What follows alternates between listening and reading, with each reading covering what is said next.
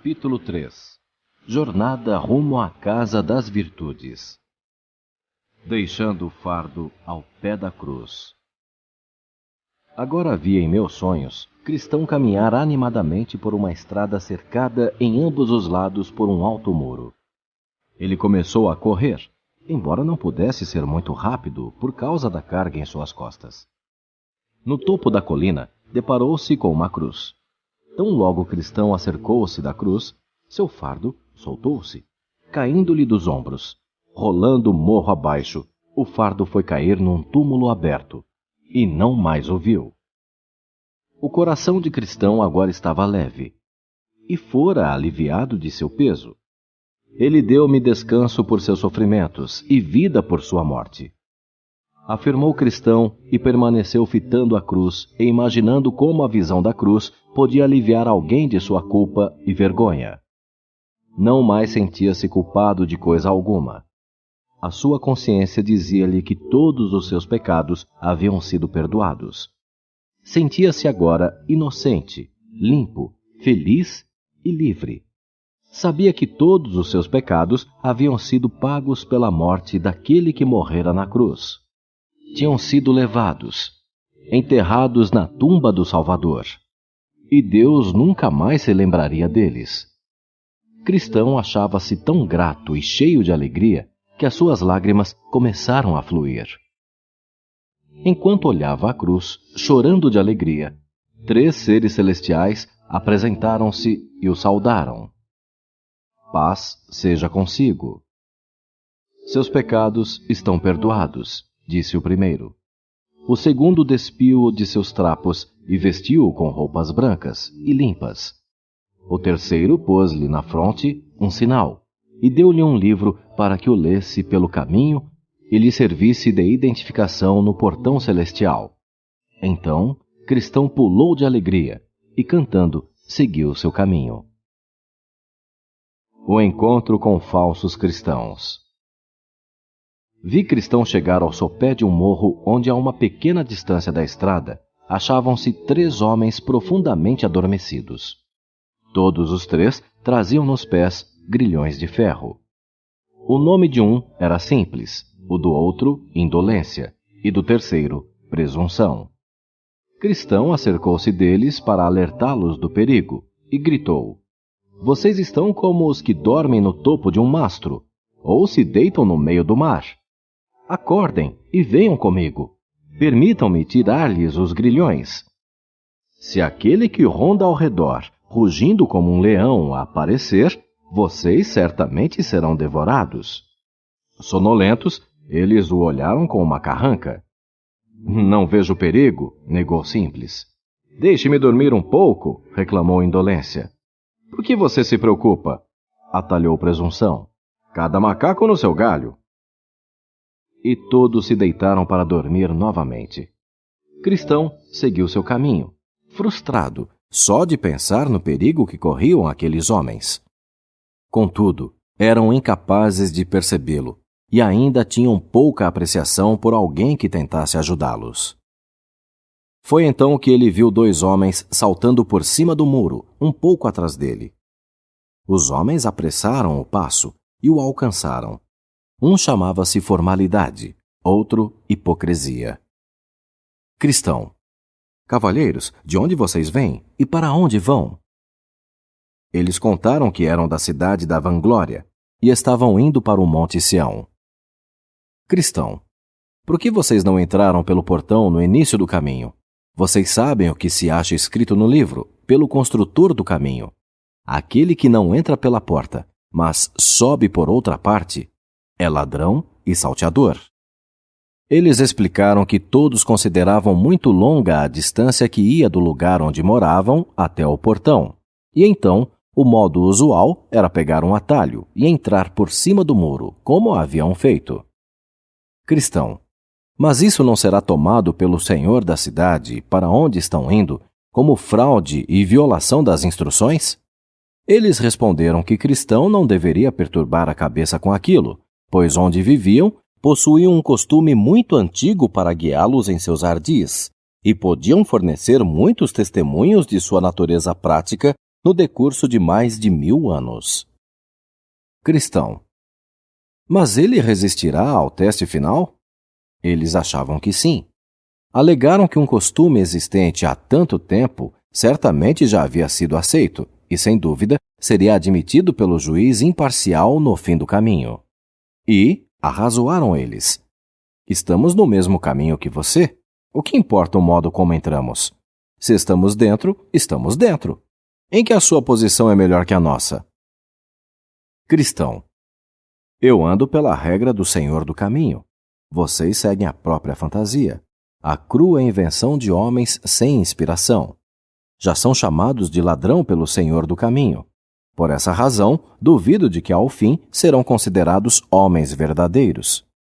Entraram sozinhos, sem a direção dele, e sozinhos sairão, sem a sua misericórdia. Diante disso, mandaram Cristão cuidar da própria vida. Eles cuidariam de si mesmos. Tinham certeza de haverem guardado plenamente a lei e as ordenanças tanto quanto ele. Portanto, argumentou formalidade. Não vemos diferença entre você e nós, a não ser pelo manto em suas costas, que, sem dúvida, foi dado por algum vizinho para cobrir-lhe a nudez. Cristão. Por leis e ordenanças, vocês não podem ser salvos. E quanto a este manto que estou usando, foi-me dado pelo Senhor do lugar aonde estou indo. Foi-me dado, como disse você, para cobrir-me a nudez. E eu uso-o como um símbolo da sua bondade para comigo. Porque antes eu nada tinha além de trapos. Agora estou certo de que ao chegar ao portão da cidade celestial, o Senhor me conhecerá pelo manto que me deu. Por este sinal em minha fronte, que talvez vocês não tenham notado, posto aí por um de seus servos fiéis, e por este livro que trago na mão. Todas essas coisas duvido que vocês as possuam, porque não entraram pelo portão. Eles não lhe deram resposta. Antes, olharam um para o outro e riram. Então, Cristão pôs-se a caminhar um pouco adiante deles, lendo às vezes em seu livro para refrigerar o espírito e superar os desapontamentos do dia.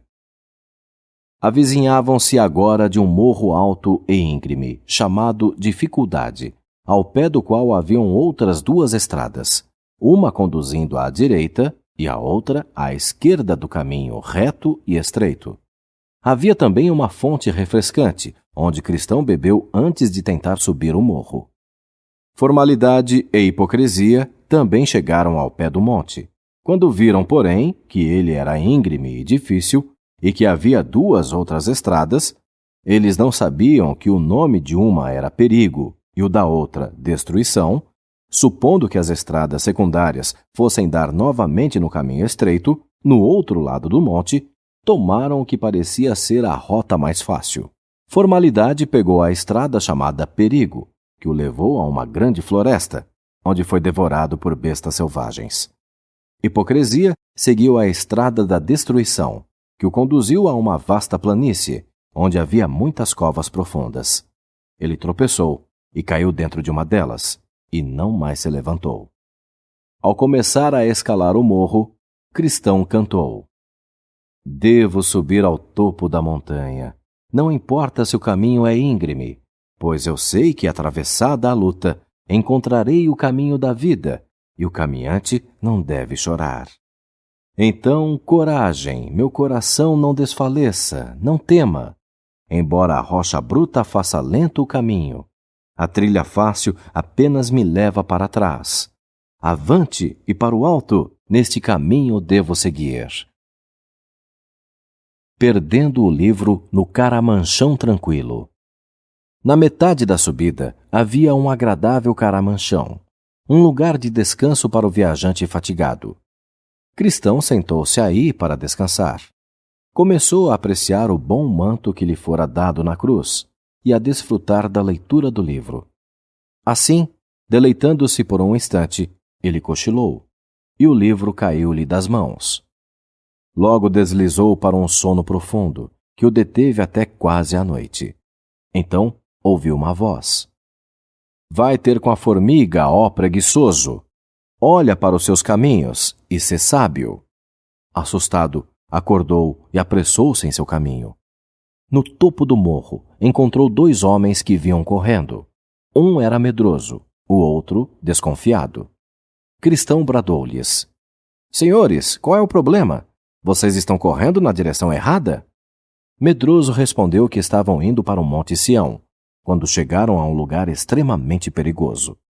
Parecia que quanto mais longe íamos, mais perigoso se tornava, contou ele. Por isso estamos voltando. Sim, ajuntou desconfiado. Vimos bem à nossa frente um par de leões. Se estavam dormindo ou acordados, não sabemos, mas temos certeza de que se tivéssemos chegado perto, teriam nos rasgado em pedaços. Cristão: Vocês me deixam com medo, mas aonde eu iria para ser salvo? Se volto ao meu país, ele está destinado ao fogo e ao enxofre. Eu certamente pereceria lá. Se conseguir chegar à cidade celestial, sei que lá estarei salvo. Assim, devo aventurar-me.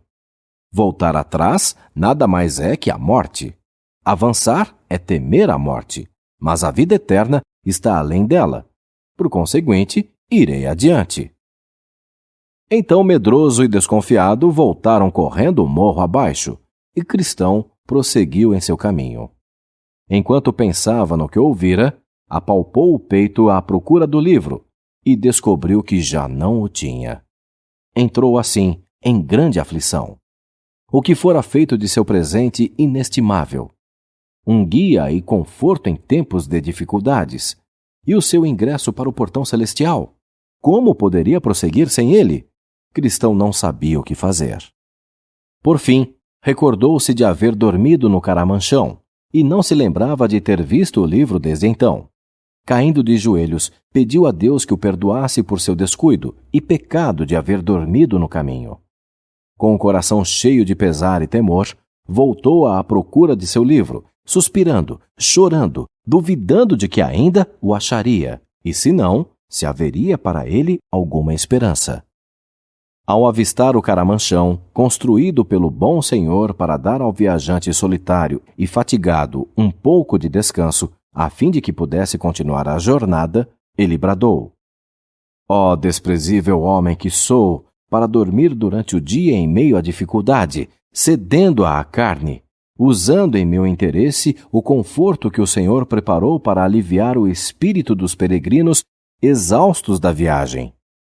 Quantos passos extras dei em vão! Foi isso que aconteceu a Israel. Por causa de seus pecados, foram enviados de volta pelo caminho do Mar Vermelho para vagar 40 anos no deserto. Quão adiantado eu poderia estar agora, viajando com deleite, se não fosse por meu sono pecaminoso.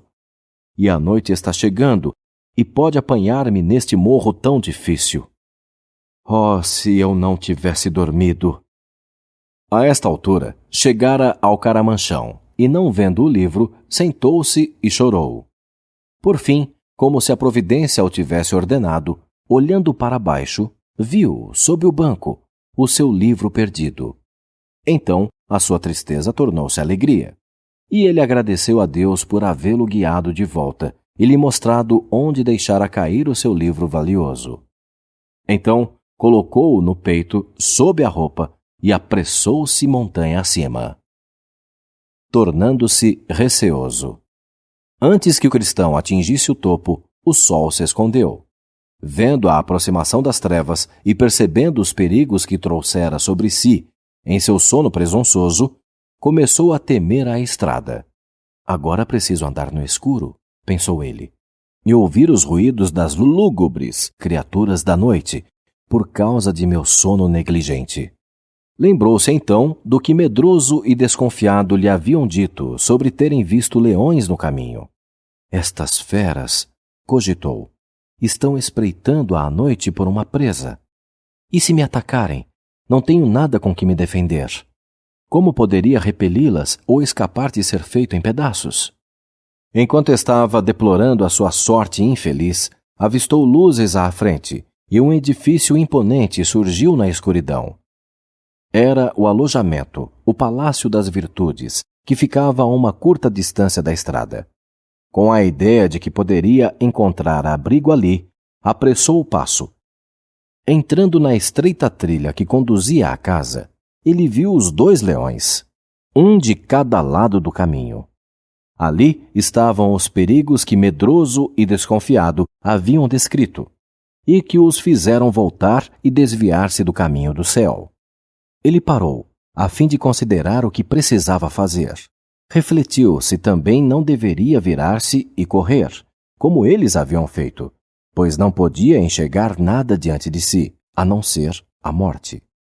Mas o porteiro do alojamento, cujo nome era Vigilante, viu Cristão hesitando, como se fosse voltar, e chamou por ele.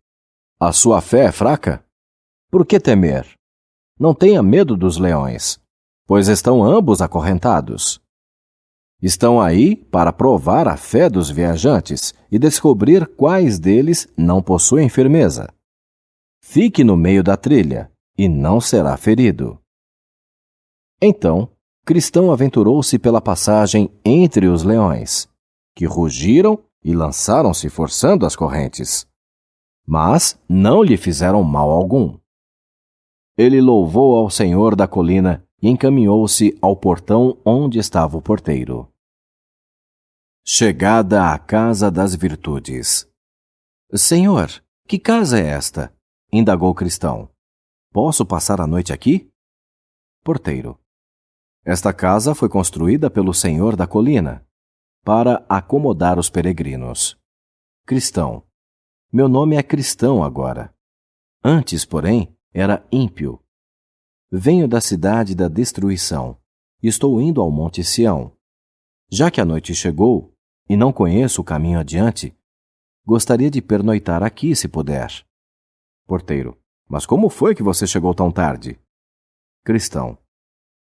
Eu teria chegado aqui bem mais cedo, mas, descuidado homem que sou, quando me sentei para descansar no fresco caramanchão, no flanco da montanha, peguei no sono. Devo ter dormido 1 hora ou mais, e atrasei-me ainda mais porque, em meu sono, deixei cair o meu livro sagrado, e não senti falta dele, até que cheguei ao topo da montanha. Tive então de fazer todo o caminho de volta até o caramanchão para encontrá-lo. Porteiro.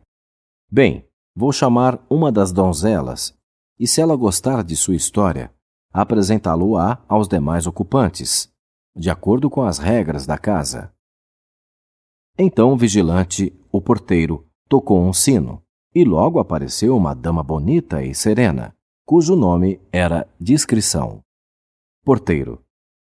Este homem está numa viagem da cidade da destruição ao Monte Sião. A noite surpreendeu-o aqui, e ele gostaria de pernoitar nesta casa. Discrição perguntou-lhe o nome, como ele encontrara o caminho reto, e alguma coisa sobre o que ele vira no caminho. Cristão relatou algumas de suas experiências e confessou: tenho um ardente desejo de ficar aqui, porque me disseram que este lugar foi preparado pelo Senhor da colina para alívio e segurança dos peregrinos. Ela sorriu. Pensou por um momento, com lágrimas nos olhos, e então falou: vou chamar 2 ou 3 de minhas ajudantes. Entrando em casa, ela chamou Prudência, Piedade e Caridade, que após breve conversação, convidou-o a conhecer os demais. Ele curvou-se cortesmente e, seguindo-as, entrou na grande sala da frente. Depois, se sentou. Elas trouxeram-lhe uma bebida fria e refrescante, e entretiveram-no enquanto a ceia era preparada. Piedade. Irmão Cristão, qual o principal motivo que o levou a empreender esta peregrinação? Cristão. Fiquei muito preocupado com os meus pecados ao ler o livro que os peregrinos me deram. E também fui advertido por uma voz que me ficou ressoando aos ouvidos. A voz dizia que a minha cidade e o meu país estavam condenados e destinados à destruição. Isso pôs em mim um grande peso. Enquanto buscava livrar-me dessa carga, fui instruído por Evangelista a vir por este caminho a fim de encontrar alívio. Piedade. Evangelista apontou-lhe a portinhola, não foi? E você passou pela casa do intérprete? Cristão. Sim. O intérprete mostrou-me muitas coisas maravilhosas. Eu poderia ter ficado em sua casa 1 ano, mas sabia que precisava prosseguir. Eu ainda usava as minhas velhas roupas da cidade da destruição e carregava o meu fardo. Então, ele mostrou-me o caminho para a cruz. Piedade, o que você encontrou na cruz? Cristão, encontrei paz. Tive uma visão de alguém sangrando, morrendo na cruz por meus pecados. Então, o meu fardo rolou para longe, e uma grande alegria entrou em meu coração. Recebi esta marca aqui em minha testa, e foram-me dados por 3 seres brilhantes que apareceram e depois sumiram, este manto que estou usando, e este rolo sagrado que levo nas mãos. Piedade. Mas você viu outras coisas no caminho, suponho. Cristão. Sim, mas isso foi o mais importante. Também vi indolência, simples e presunção, dormindo à beira do caminho, e tentei despertá-los, mas estavam sonolentos demais. Também vi formalidade e hipocrisia saltarem o muro. Eles caminharam comigo um pouco, até eu chegar a este morro, onde me deixaram e pegaram estradas mais fáceis. Você pensa, às vezes, no país de onde veio? Indagou Prudência. Cristão. Sim, mas com vergonha e pesar. Se tivesse preferido o país de onde vim, teria retornado para ele, pois tive amplas oportunidades para fazê-lo. Porém, agora desejo uma terra melhor, um país celestial. Prudência. Você não tem ainda consigo alguma coisa do velho país? Cristão. Sim, para minha humilhação. Ainda tenho no íntimo meus velhos pensamentos carnais, que deleitavam aos meus compatriotas, bem como a mim mesmo, mas agora eles são o meu desgosto, e não a minha alegria. Se eu pudesse me livrar dessa natureza carnal e fazer tudo o que prefiro, jamais teria outro pensamento vil. Entretanto, como há pouco descobri, quando quero fazer o bem, o mal está presente em mim. Prudência. Não há ocasiões em que essas coisas carnais das quais você falou parecem ter sido purgadas? Cristão. Sim, essas ocasiões são as horas de ouro da minha vida. Contudo, essas experiências não são muito frequentes, nem duram tanto quanto eu gostaria. Prudência. Você pode se lembrar por quais meios obtém essas experiências vitoriosas e felizes?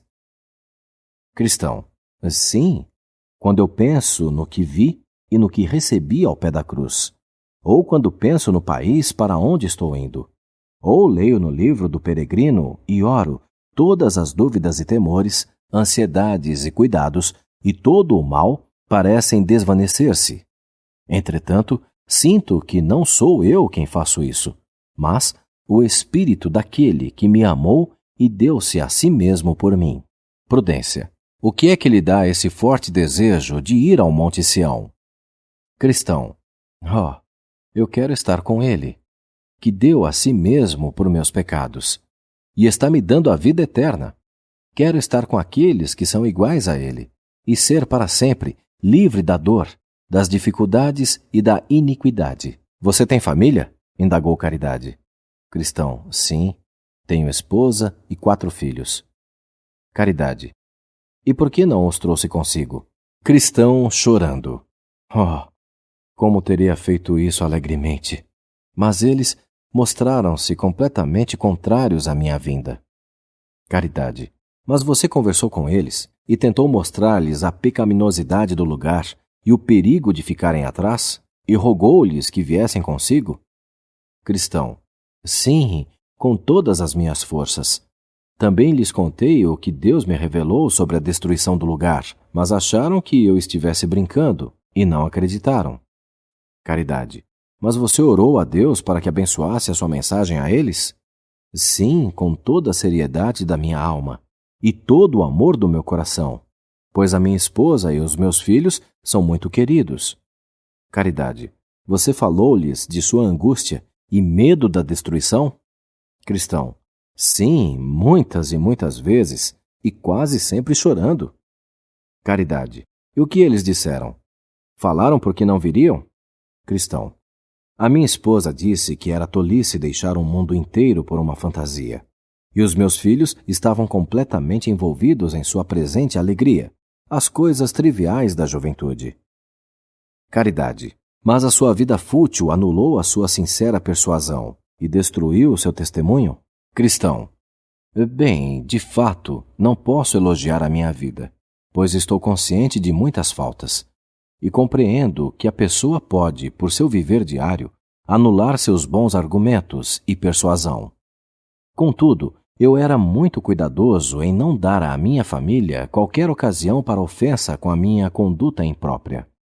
Não queria que eles relutassem em vir comigo, porém, sempre me diziam que eu era certinho demais, que negava a mim mesmo certas coisas, para o bem deles, nas quais não viam mal algum. Se eles viram em mim alguma coisa que os impediu de aceitar a verdade e vir comigo, foi a minha extrema cautela em não pecar contra Deus ou causar qualquer dano a alguém. Caridade. Na verdade, Caim odiava a seu irmão, porque as suas próprias obras eram más, e as de seu irmão, justas. Se a sua esposa e os seus filhos ofenderam-se com você por essa causa, provaram-se impenetráveis à verdadeira retidão, e você deve considerar a sua alma livre da responsabilidade pela condenação deles. Prosseguiram conversando dessa forma até que o jantar ficou pronto, e então dirigiram-se todos à copa e sentaram-se para comer. A mesa estava repleta de boas coisas. A conversa foi sobre o senhor da colina, o que fizera e como construíra aquela casa. Pelo que contaram, Cristão percebeu que ele fora um grande herói em batalha. Combatera e derrotara aquele que tinha o poder da morte, isto é, o poder de trazer morte a toda a raça humana. Contudo, realizou isso com grande perigo e sofrimento para si mesmo. Eles disseram que Cristão já cria, que seu herói obtivera a vitória sobre o inimigo da raça humana por meio da perda do próprio sangue, e que fizera isso por puro amor ao povo. Algumas das pessoas à mesa declararam que já o tinham visto e falado com ele desde que morrera na cruz, e deram a entender que ouviram dos próprios lábios dele essa história, que tinha pelos peregrinos dessa jornada deserta um amor tal que não se achava em nenhuma outra pessoa do universo. Disseram que renunciara a toda a sua riqueza e poder, despojara-se de sua glória e fizera-se sem reputação. Que ele podia ajudar ao pobre e ao pecador, e prover-lhes uma rica herança numa terra de dias perenes. Recordaram que o tinham ouvido afirmar que não habitaria sozinho nos montes de Sião. Disseram, além disso, que transformara em príncipes muitos peregrinos que haviam sido mendigos. Ficaram conversando até tarde da noite. Então, depois de haverem orado e confiado-se ao protetor, retiraram-se para descansar. Cristão dormiu num grande aposento superior, com a janela voltada ao nascer do sol. O nome do aposento era Paz. Ele dormiu até romper o dia. De manhã, todos levantaram cedo, e depois de mais uma conversa agradável, disseram a Cristão que ele não deveria partir até que lhe mostrassem algumas das raridades do lugar. Primeiro, levaram-no ao estúdio e mostraram-lhe os registros da antiguidade, a genealogia do Senhor da colina, que revelava que o mestre era o filho do ancião de dias e possuía uma linhagem eterna. Ali estavam os registros de suas realizações e os nomes de muitas centenas de pessoas, a quem ele empregara a seu serviço, dando-lhes habitações permanentes e eternas. Então leram para Cristão alguns dos feitos valiosos dos seus servos, como venceram reinos, praticaram a justiça, alcançaram promessas, fecharam a boca de leões, apagaram a força do fogo, escaparam ao fio da espada, da fraqueza tiraram forças, esforçaram-se na batalha e puseram em fuga os exércitos dos estranhos. Noutros registros, leram sobre como o Senhor estava disposto a receber em seu favor qualquer um, mesmo aqueles que haviam fortemente afrontado a sua pessoa e os seus procedimentos. Havia também outros registros de nobres feitos dos personagens justos do passado, os quais Cristão viu juntamente com profecias autenticadas e predições verdadeiras de coisas que seguramente aconteceriam para a confusão dos incrédulos e consolação dos peregrinos fiéis em seu caminho para a terra melhor. No dia seguinte, levaram-no ao depósito de armas, onde viu toda espécie de equipamentos para soldados da Guerra Santa: espadas, escudos, capacetes, couraças, oração eficaz e sapatos que nunca se gastariam. Contaram-lhe que o governador da colina tinha equipamentos suficientes para guarnecer cada pessoa que desejasse resistir ao mal em sua jornada à Terra Prometida. Não importava quão alto fosse o número daqueles que careciam desse equipamento, havia suficiente para todos. Mostraram-lhe também alguns dos instrumentos com os quais antigos peregrinos haviam realizado feitos valorosos: a vara de Moisés, o martelo e o cravo com que Jael matara Sisera, os cântaros, as trombetas e as tochas com que Gideão pusera em fuga os exércitos de Midian, a aguilhada de boi com que Sangar matara 600 inimigos, a queixada de jumento com que Sansão destruíra um exército inteiro de filisteus, a funda e a pedra que puseram abaixo o poderoso gigante Golias, usadas pelo jovem Davi, e muitas, muitas coisas notáveis no arsenal do Senhor. Depois disso, voltaram mais uma vez ao descanso. Vi então em meus sonhos que na manhã seguinte, Cristão levantou-se para seguir caminho. No entanto, persuadiram-no a ficar até outro dia. Amanhã, se o dia for claro, prometeram eles, lhe mostraremos as montanhas deleitáveis que, por serem belas e muito próximas do céu que você deseja, elevar-lhe-ão o espírito e lhe darão um forte desejo de estar lá e coragem para a jornada. Assim, Cristão consentiu em ficar. No dia seguinte, quando o sol estava alto, conduziram-no ao topo do edifício e mandaram-no olhar para o leste distante. À grande distância, Cristão pôde ver um magnífico país montanhoso. Nessa terra longínqua havia grandes florestas, vinhedos verdejantes, fontes cintilantes, amplas pastagens, vales belíssimos, milhares de pomares e maravilhosos trigais dourados. De fato, muito atrativo. Ele perguntou o nome do país. É a terra de Emanuel, e ela é para todos os peregrinos, assim como este morro. De lá, você será capaz de avistar o portão da cidade celestial, como os pastores lhe mostrarão. Cristão expressou o seu desejo de ir, e eles dispuseram-se. Mas primeiro, sugeriram: vamos novamente ao arsenal. Lá equiparam-no da cabeça aos pés com o que ele mais precisaria na jornada. Assim vestido, ele saiu com os amigos até o portão e perguntou ao porteiro se vira passar algum peregrino. Sim, confirmou o porteiro. Passou um há poucos instantes. Você conhecia? Indagou Cristão. Não. Perguntei o seu nome e ele disse que se chamava Fiel. Oh, eu o conheço. É meu vizinho, vem da minha cidade. Em que ponto da estrada você acha que ele está agora? Porteiro: a esta altura, ele deve estar ao pé do monte. Bem, bondoso porteiro, despediu-se Cristão. Possa o Senhor estar com você e abençoá-lo ricamente por toda a sua bondade a mim demonstrada. E ele retomou a jornada. Discrição, piedade, caridade e prudência acompanharam-no na descida do morro. Prosseguiram conversando, e quando estavam na encosta, Cristão observou: eu achava que seria difícil subir um morro, mas parece que será ainda mais perigoso fazer a descida. Sim, realmente o é, concordou Prudência. É especialmente difícil para a pessoa, depois de estar por um instante neste morro, descer ao vale da humildade, sem escorregar de vez em quando. É por isso que viemos com você. Cristão descia cuidadosamente. Contudo, escorregou uma ou duas vezes. Ao pé do monte, as bondosas companheiras de Cristão deram-lhe um pão, uma garrafa de vinho e um grande cacho de passas. Dizendo adeus, ele seguiu sozinho.